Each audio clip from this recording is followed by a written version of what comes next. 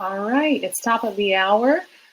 Welcome everyone to Narrativa's webinar today, Strategizing for Success, the AI Outlook and Integration Lessons from Top Female Pharma Disruptors. Welcome, and we are so happy that you're here. If you want to chime in on the chat, you can say hello to everyone. That's totally fine while we get started here. Just a few household items. Housekeeping items, I should say. We're recording this whole session. So after today's webinar, you will also receive a copy of the presentation and along with a recording of the webinar that you can share with your teams or with a friend.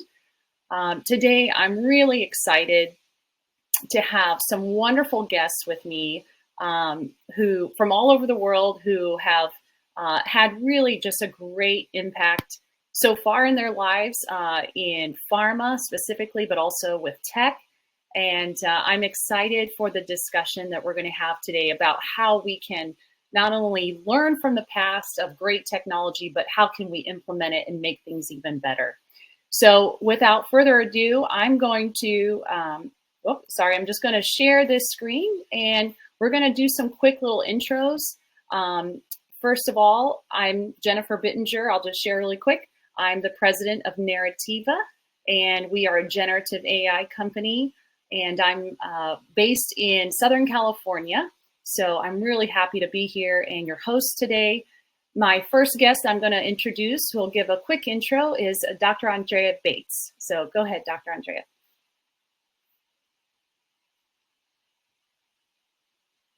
Oh, I think you're on mute.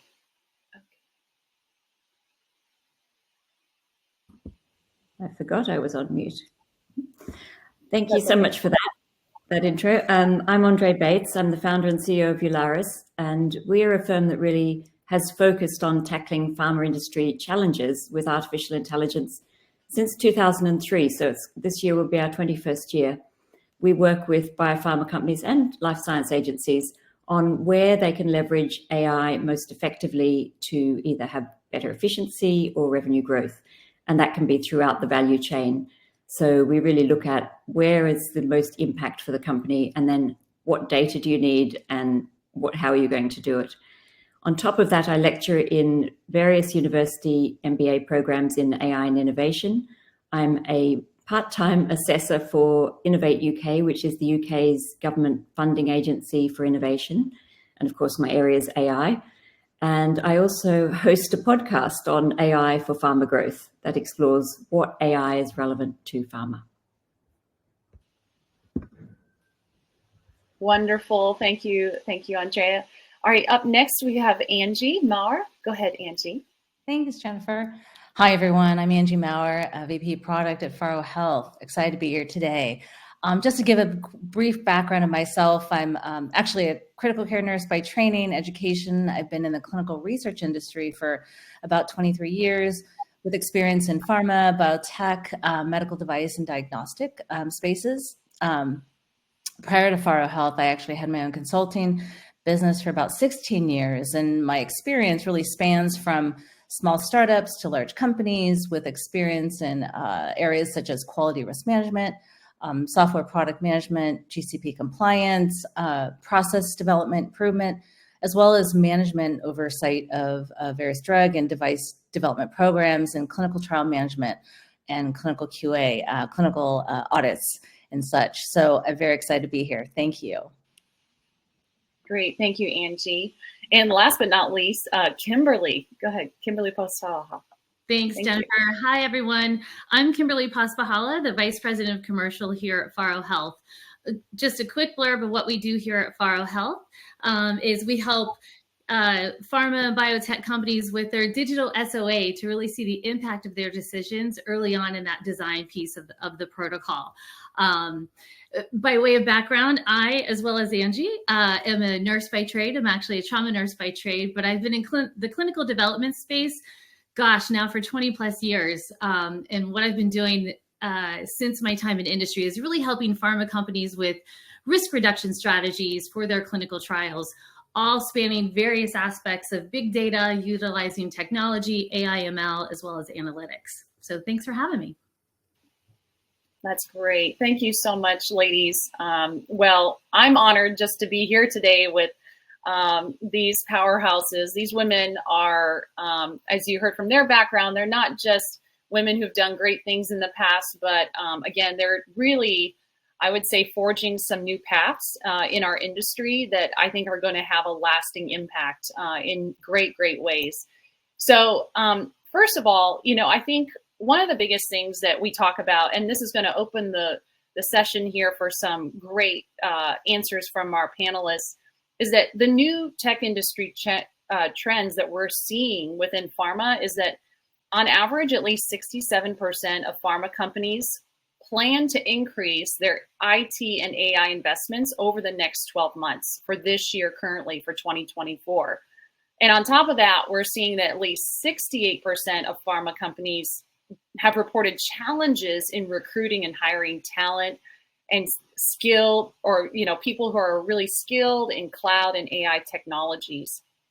So that seems like a hindrance to us, but the flip side is that pharma is also seeing that they've identified AI as the technological trend with the highest potential for impact in their business and their market environment. So let me ask you, ladies, first of all, panelists, what do you think is, from your perspective, what's the most exciting technology that you're seeing being implemented right now in the pharma industry? And Angie, how about you start? And then Kimberly and Andrée, if you want to chime in, that'd be great. Angie, if you want to start. Sure.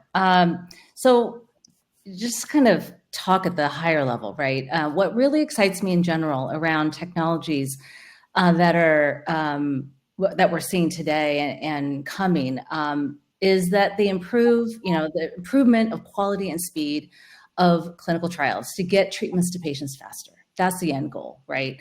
And this really starts with technologies that impact every stage of the clinical development lifecycle.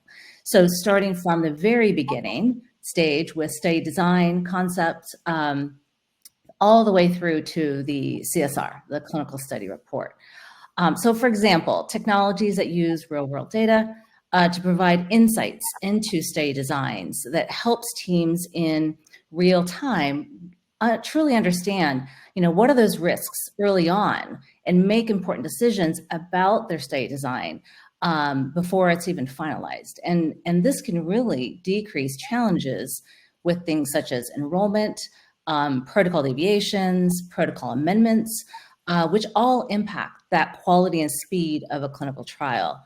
But what really specifically I think is exciting too is Gen AI. And it's exciting to me because of that potential and power of what it can do to support not only the protocol authoring process, but also the creation of all those other downstream study documents, right? So having worked and been in ClinOps for many years myself, it was very time consuming to write and create all of these study documents, such as the participant informed consent form, for example, that requires not only accurate and important information from the protocol, but also has to be then readable, understandable at that 6th to 8th grade level, right? And that took time manually to do that. So I'm really excited to see how Gen AI will transform the way we write and develop all of these various documents and things that we do. So I mean, as far as implementation goes, I think with the right resources and expertise and oversight, right, it really shouldn't be too difficult to implement. So I'd love to, hear what Andrée and Kimberly has to say too. Yeah, that's great. Kimberly, do you want to chime in on that? Yeah, absolutely. So, I think the clinical optimization piece, as Angie had mentioned, I think that's going to be critical from patient recruitment, site selection, all of that. It's going to create some efficiencies across the board.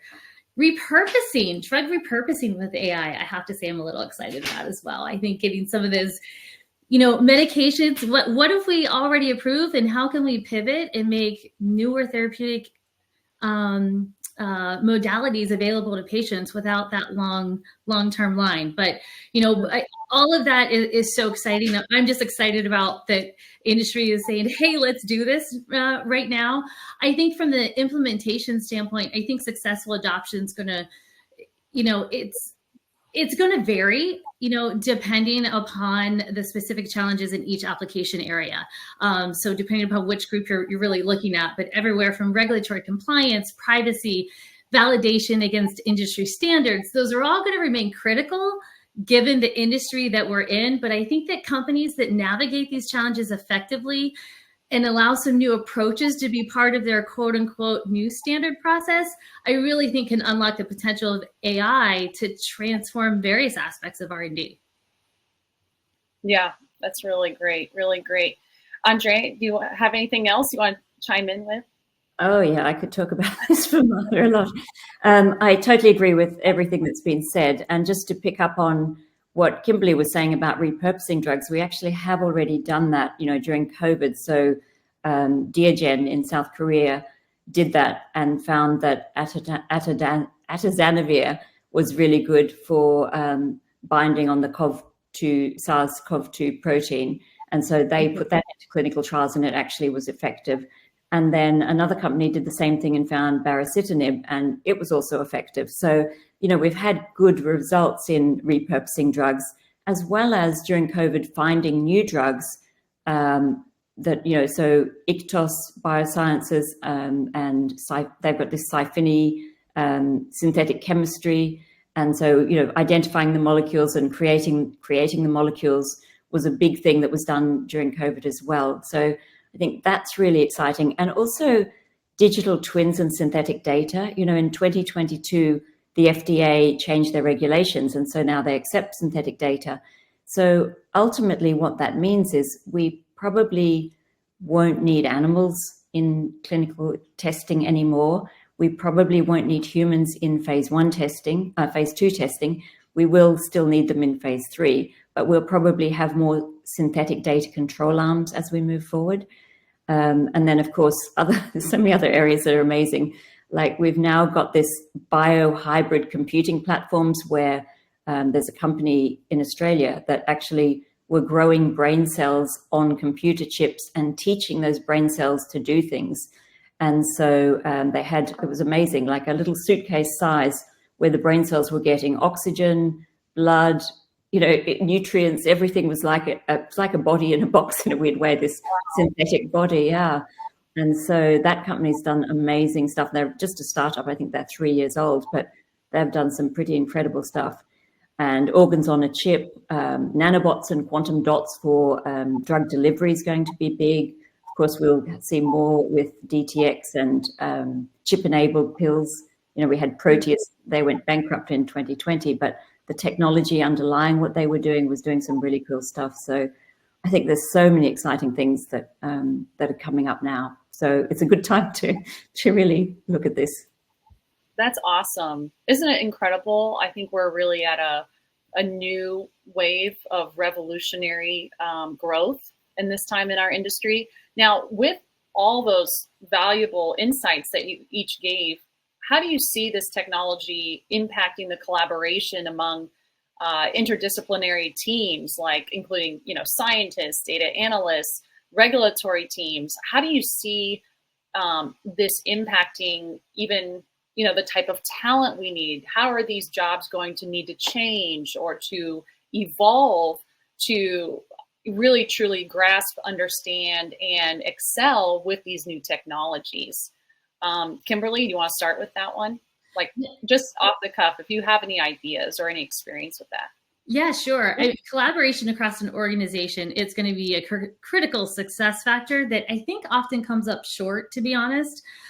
So, forming cross-functional teams that includes experts from reg affairs, legal, data science, technology, all of those different groups. I think these teams, you need to ensure there's a comprehensive understanding of both regulatory requirements as well as the technical considerations, because if that's not done as a team, it's such a time suck. It goes, from one group to the other, and all this time goes by. The next thing you know, you're trying to evaluate data technology, in my opinion.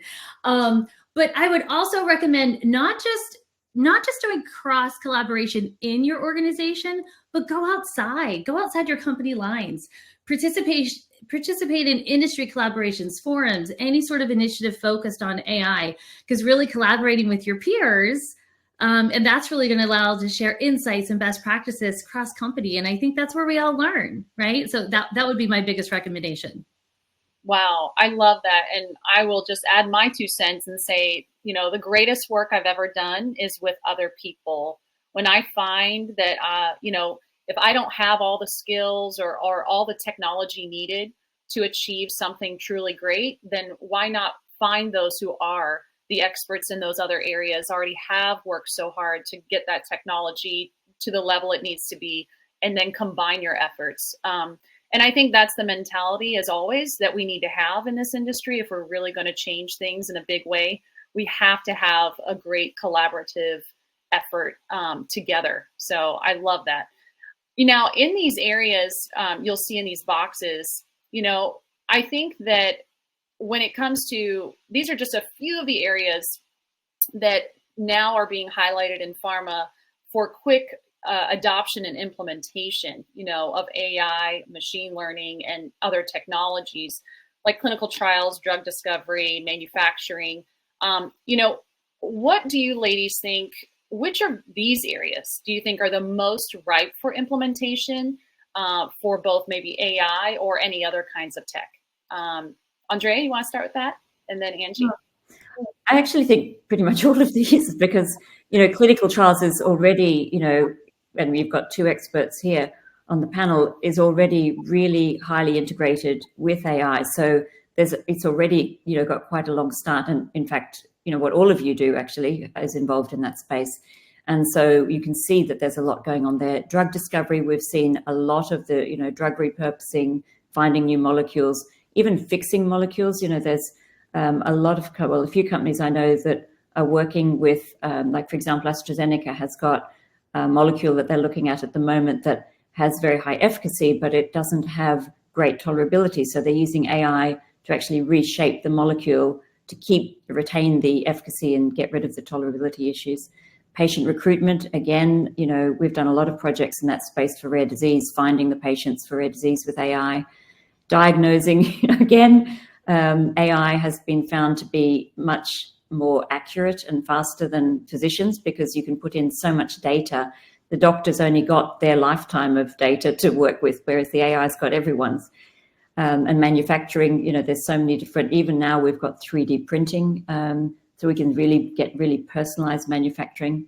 And predictive analytics, we've been doing for a very long time with AI. So I think all of these, but definitely clinical trials is probably in a very advanced way at this stage. Yeah, it's great. Angie, what do you think? Yeah, I can't agree more. I was nodding my head because I think Andrée covered it all. But absolutely, I think, with each of these categories, they're at their different stages, right, of adopting and looking at AI. But also there's another aspect, and I really like what Kimberly said about the collaboration piece.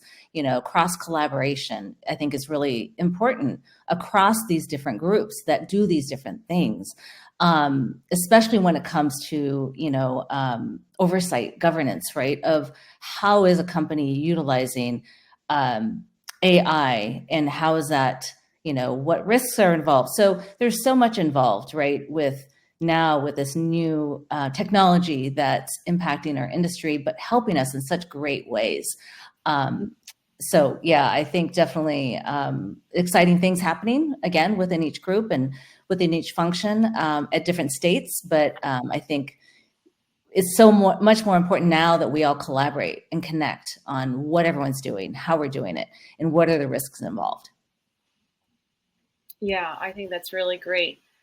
Kimberly, I'd love to hear your input also. Do you think, I think, we are all becoming aware that clinical trials definitely is moving faster with some of these automation solutions. But Kimberly, do you think that maybe even, manufacturing is something that a lot of people have not even talked about yet, or even diagnosing? Do you think any of these other categories could be maybe a runner-up at this point for AI automation, or even machine learning algorithms? Absolutely, any and all the above. For manufacturing, think of supply management, being able to predict when the next truck shipment needs to go out. But diagnosing, I think that's a big hitter for me. I think being able to pull in, real world data, the electronic health records, and have that personalized medicine approach. So, I'm Jane Smith, and this is my profile. This is what I have going on, and really utilizing AI as to what drugs would fit my profile, my DNA the best, and what type of risk factors do I need to watch out for. I think that's going to be a game changer as this industry continues to move forward. So the diagnosing piece, as well as moving into that personalized medicine, I think is definitely going to be a big piece of the future. Yeah, that's great. That's great. I think this is going to be an ongoing conversation for all of us, just as time keeps going, especially this year. I think that 2024 is going to be, as we call, one of those every year feels like a milestone, but this year I feel like we're getting faster and closer to seeing a lot more direct implementation. So, how do I would guess we should ask, how can pharma companies ensure that their AI strategies remain adaptable and compliant, with the revolving regulations? I know, in Europe, we're seeing, I guess we're seeing a lot more direct compliance regulation, happening quickly from the governments and from the EU. But, we're probably going to see that happen even more so here in the States. And how do you think pharma in general should try to implement, adaptability, but also compliance to stay aligned with, regulators? Andrée, you want to start with that and, give us your 2 cents or what you're seeing across the globe? Because I know you work globally with many companies. Yeah. It's a moving feast, really. I was on a panel with someone from the European Commission and from the UK government on the AI Act last October. Mm-hmm. And, it's still going to take another 2 years before that comes into play. But I feel like it's quite complex because the technology is moving faster than the regulations. So, I like what the FDA has done, because the FDA actually seem to be one of the more forward-looking agencies. The fact that they're accepting synthetic data, back in 2019, they did the 21st Century Cures Act. So they are starting to, more so than many other agencies globally, really take into account the way the world is moving with AI. I think pharma companies do need to I think the lawyers are actually keeping track of it, because every project we've done, we have to take it through the pharma company's legal and compliance teams, and they do ask a lot of really good questions. So they are definitely looking at it in a very thorough way, for sure. But it does keep changing, and you do almost need someone in the company who's staying on top of it. I was at a conference last year, about a year ago, and there were a whole heap of new regulations being proposed that haven't come in. But I remember thinking at the time, wow, every pharma company's omni-channel next best action system is going to be affected if this does come in. It hasn't come in, but there is a lot of changes. So I think someone scouring the landscape and keeping on top of it is going to be really important. Yeah, and just, piggybacking on top of that, Andrée, do you think that, and Kimberly and Angie, I want to hear your thoughts on this. Do you think that companies now need to actually even implement a kind of very elementary level of courses for various departments to even understand AI, to understand machine learning? Because, the knowledge curve is very broad at this point. I know from the Narrativa perspective, I talk with folks from many different companies every day, large, small, medium, and large, who they have a wide range of understanding when it comes to even what AI technology is, what it can be applied to, how it works, how is it different than Chat GPT or, versus this other algorithm. So do you think that there should be some sort of at least basic education implementation across the pharma industry? Angie, what do you think about that? Or Andrée, if you want to chime on that first, and then Angie and Kimberly, go ahead.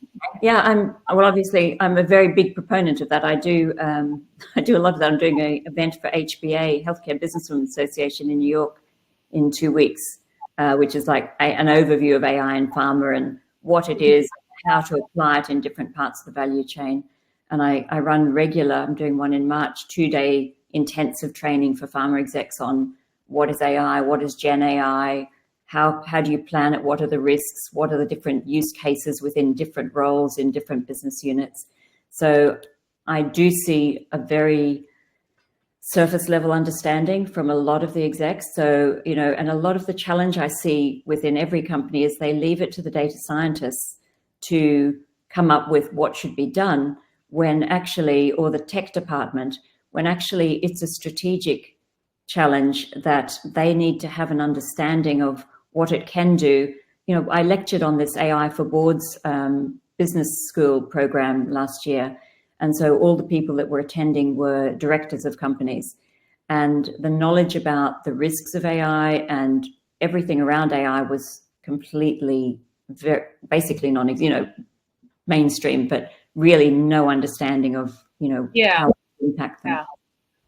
It's a very surface level. Yeah. Angie, what do you think? Yeah, no, I completely agree, Andrée. And, training is, I think, so important. I'm from the training background myself, and education at all levels is critical. And I think that can also be part of, an AI governance, right? So what I think a sponsor could do is to also implement an AI, like an AI governance committee, that's risk-based, right? Have a risk-based approach around it as a solution, for example, right? And this also kind of lends to the point we talked earlier on the cross-functionality. And I think that AI governance, of course, should be cross-functional to really include all those representatives, right? That really have a touch point that are impacted by this technology within their company. And what the beauty, I think, of something like AI governance does, it just really allows for, I think, the companies to feel safe, right? Have a safer way to adopt and oversee the use of all of these new technologies that's coming out or that they're using, but it also allows them to triage, again, the risk-based aspect of it. What are the higher risk technologies that we need to look at? And how does that impact us? And what are the guardrails that we might need to put in place to manage those potential risks? And so, there's lots of, I think, responsibilities that this governance committee could have, with training being, I think, an important one, as well as, things like setting the company's strategy around AI and where do you want to go with AI and how, what does that look like? So I think overall, ensuring that the company's use of an AI is, one, it's productive, of course, but it's also responsible, it's consistent, and it also, it's consistent with the applicable regulations, compliance requirements that we have today. That's really good, really good. Kimberly, you want to add anything? Yeah, I think, companies have their AI strategies, but that doesn't mean everyone's on board within the company. Think of where we are in the current state. There's a lot of cultural resistance that can pose a challenge, right? I wasn't going to go there, but yes. Well, but I'm just here to say, I hope that there were medical writers in the audience and other professionals, because we still need you. You are still needed in this space. AI will never be a replacement for those or any type of role. I think, a lot of folks may have, they're unfamiliar. That's where the training comes in, right? They're unfamiliar with, what is all this AI stuff? My job's at jeopardy. What's happening? You're still needed. You've got to have that oversight. I mean, there's such a high risk of hallucinations when you're dealing with AI, and you need to have that co-pilot, if you will. You need to have that human oversight on top of it. So training these folks to say, number one, we need you, come on board. And hey, let's learn about this and think about all the ways that AI can actually make your role so much more efficient. Have those templates, have some, standard verbiage you use all the time, all the things. So yes, training is required, I think, to help the top up implement their strategy, as well as top down, getting everyone on board to say, hey, I can be part of this and my job is safe. Let's move forward and do some really cool things. I love that. And again, I think the more that we, we encourage all the teams to be as educated as possible and have even those compliance teams ready, the more that when they do work with an AI solution or some type of automation solution, it will be a good experience, a positive experience, and won't leave a bad taste in their mouths. Because, I've talked with other groups, even from MIT and Harvard, and they've had to do things very quickly on the fly. And then guess what? It leaves a bad taste in people's mouths when it doesn't go exactly as planned, or it doesn't have the, the exact 100%, data analysis or, return that they're hoping for. So I totally agree. The more that we can prepare teams and give them that buffer or that disclaimer to say, listen, a human always needs to be in the loop, right? And that's a very important phrase that we should say. A human always needs to be in the loop, because we should never let the automatically generated patient narratives or CSR go straight to the FDA or EMA. There always needs to be someone, a human being, with their intelligence as the gatekeeper. So 100% agree with all three of you. I think here as we're wrapping up, these were just a few of the areas that I had researched and found that really are open to AI automation and ML, machine learning algorithms, to help with like real-time monitoring and compliance, even automated documentation and audit trails, streamlined root, cause analysis, and compliance-centric resource allocation.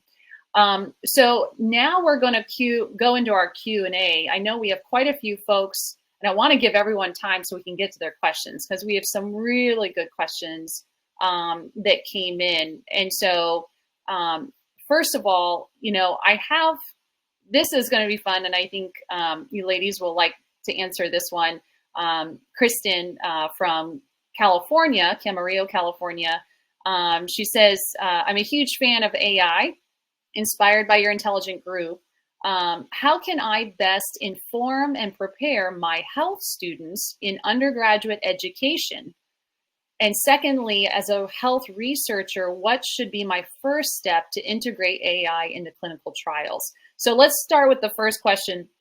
How can this professor, I think she's a professor, help to inform and prepare her health students in undergrad education? How about Kimberly? You want to start with that? I think because given your background in healthcare, and Angie also, well, all three of you, healthcare. Kimberly, you want to start maybe with some thoughts about that? Sure. I was going to tackle the second part, but I can certainly. Oh, okay. No, I think, within school, you have this, clinical background, I'm assuming, for your health students, getting their undergrad.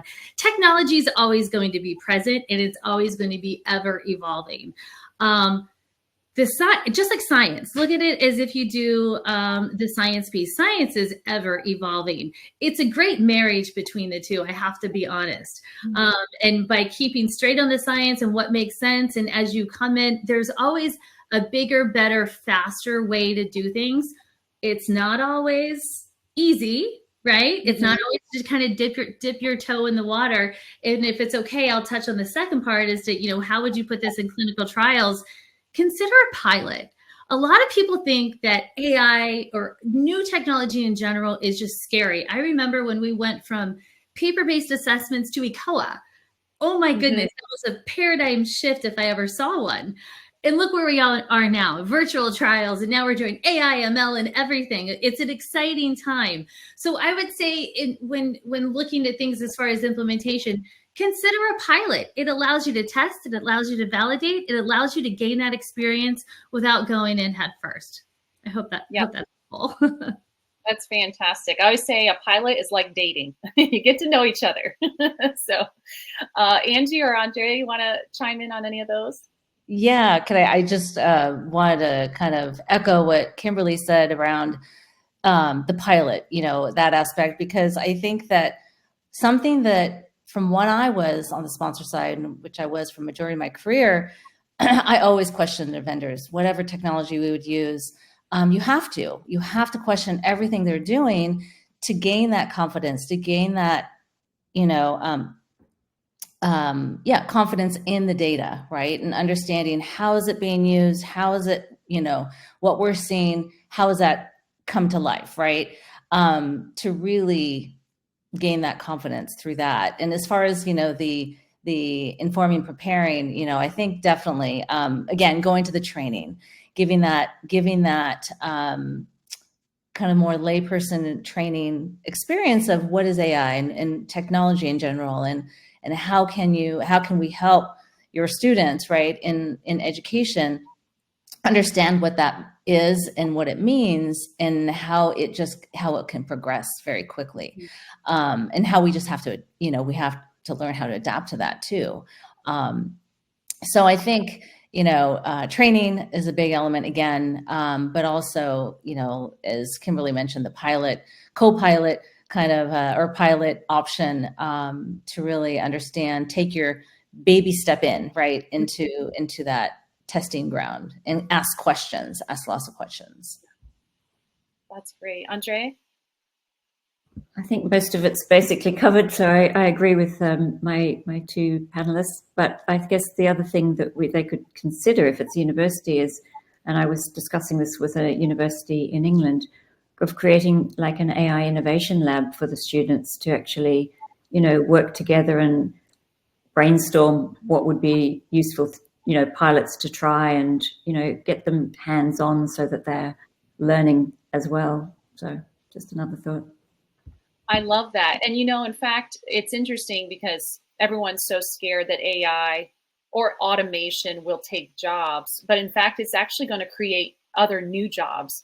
As you were all speaking, I kept thinking about this question in regards to the students, and it'll lead into my next question here from another audience member, is that the jobs, actually, we're going to need more and more professors in every field who understand AI and ML and share it and train those students on the different technologies already being implemented and coming for each industry. So whether it's healthcare, whether it is pharma or it's finance, there are going to be new jobs available at universities for these AI ML labs, for teaching classes and courses on training and understanding these industries. It's going to kind of almost be kind of like your next class on how to use all Microsoft Office suite, right? Or typing. It's going to be that. I think it's going to be that integrated into our everyday lives and every workforce. It's really awesome. Sophia, our next audience member, she asked, and it kind of goes aligned with what we were just saying, how can I help my current coworkers, get over their fear of AI? Andrée, want to talk about that just a little bit more? Sure, absolutely. Well, I think one of the things that can help them is really to start with thinking about what they want to achieve with their role or with their business unit. Get some objectives and figure out what the vision is, and then train in what's possible with AI. And then what we talked about before, start with a pilot, but also involve them in all the decision making as you're going along, and support them doing it. So I think and also, think about companies like Amazon, that encouraging a culture of innovation and collaborative, promoting collaboration and communicating that, failure's okay. It's, that's one of the things that Amazon is big on, not stupid failure, but, you can fail if you're trying something new that we don't know. And I think that's really important. That security to try and evaluate and iterate is quite an important area. Yeah, I think we don't have enough grace on people and on ourselves. I think we all, are high achievers, which is fantastic. But when we're trying something new, right, it's like trying to ride a bike. You're wanting, it takes a little while, right, to become an expert on it. Well, and we had another question from Ihab, an audience member. He said, do you think there will be more regulations regarding the use of AI in pharma and clinical applications in the upcoming months or years? So Angie, you want to start with that one? Do you think there's going to be more regulations regarding these applications coming up? Yeah, I mean, I think so. I think, because it's new, and so we're still navigating the space, and and so whether there's new regulations, but also or amended, right? Amending current regulations, we'll see that for sure in all aspects of our industry and what we do. So yeah, it'll be very interesting to see, how that all evolves. Again, it's like a moving target in a way where, right, depending on the different groups as you showed earlier, the different functional teams and areas, some are, more into AI right now than others. And so, and I believe there are now, some potential draft regulations and things that are coming out that, are giving some guidances, right, around it, depending, again, whether it's clinical trials or manufacturing or drug discovery, all those different areas. So, I think we're going to see a lot of change in the near future. That's really great, really great. Kimberly, we had another member, audience member, who stated, a good starting point in understanding all of these different new tools is understanding the differences between AI, machine learning, neural networks, generative AI, discriminative AI, LLMs. Do you think, because, AI is now such a broad term, it's actually a whole industry now, I mean, when I go to submit for an RFP from a large pharma sponsor and, they have these forms you fill out, there's no artificial intelligence industry indicator yet, but I think it'll be there in the next year.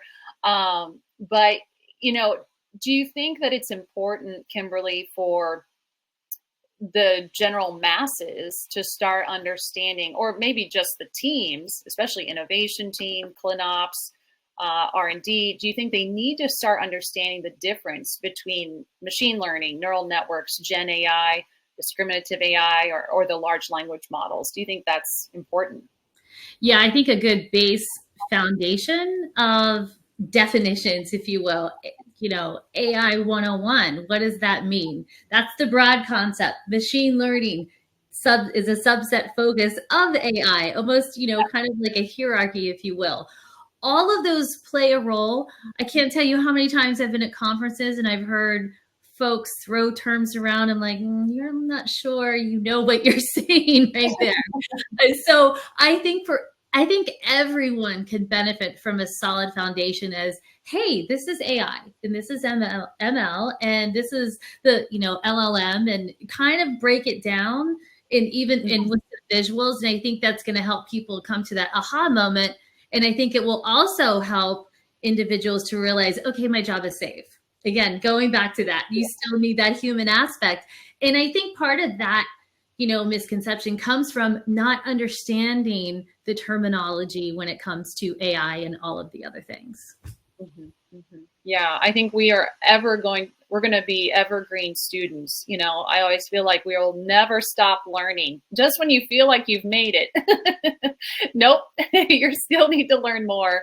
But it's good. I think it's always good to stay humble and keep our notebooks out and keep learning. I think it's going to only help us get better. So, well, thank you, ladies. This has been an awesome discussion today. I think we're really happy that so many of our audience members chimed in. We're so happy you all attended. I would just say, if you all have questions, feel free to reach out to us at Narrativa. We can send your questions to our panelists from today. But on the invitation, you also had the links to their LinkedIn profiles. Feel free to connect with them, follow them. These ladies are, again, forging the paths in pharma with new technologies, and it's going to be really exciting to see what happens this year and in the years to come. So thank you, ladies, for joining me today. Wonderful to have you here, and we just hope that we can all have you back, and we're going to have many more great conversations. Thank you. Have a wonderful day, everyone. Bye-bye. Thank you. Thank you. Thank you.